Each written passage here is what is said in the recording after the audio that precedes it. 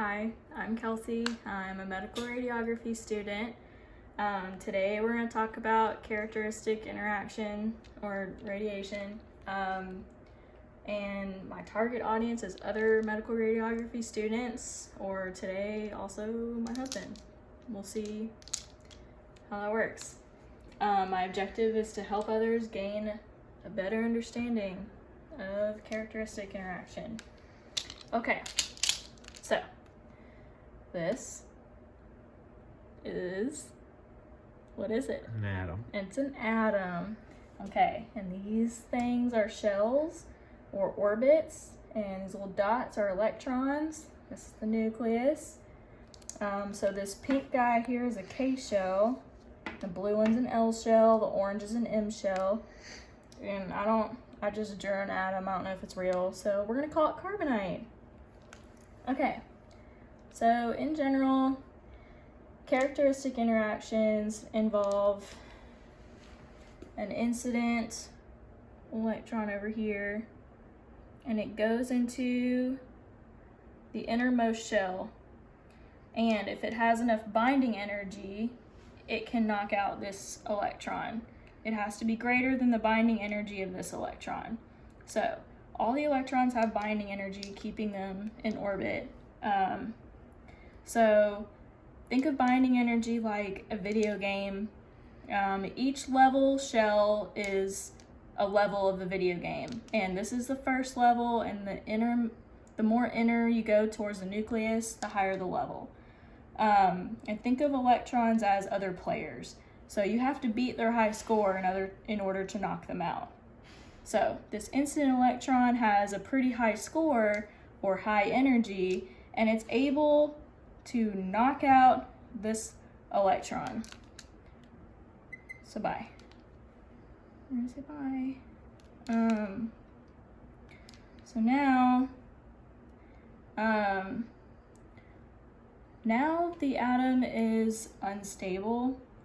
So if you recall from any science class ever, you know that the atom likes to keep all of their shells full, especially the innermost shell, because if you recall, the innermost shell gets filled first, and then this shell, and then this one, and so on.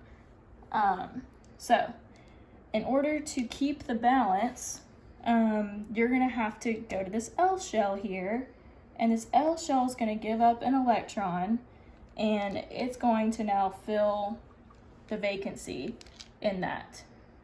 And when that happens, you know, it has to have more points, remember? So you have to give up some energy. And this is given off in the form of a characteristic X-ray photon there.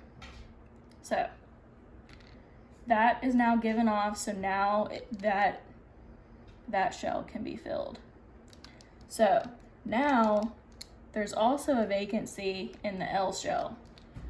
So now the M shell has to give up an electron and fill that here. And as a result, again, characteristic has to be given off as an X-ray.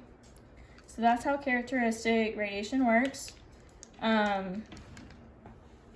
So, quiz time. Alan, were you paying attention? Yeah. Okay, we'll see. So, in order for the incident electron to knock out an orbital electron from the K shell, what requirement does it have to meet? It's got to move to the next level. Right. How does it do that? Like, what requirement? Well, based on you said it has to get more points. Yeah. Right. Okay. So it has to have more binding energy. So the binding energy must equal or be greater than the binding energy of the K shell electron. So yes, it has to have more points. That is correct. Okay. Another question.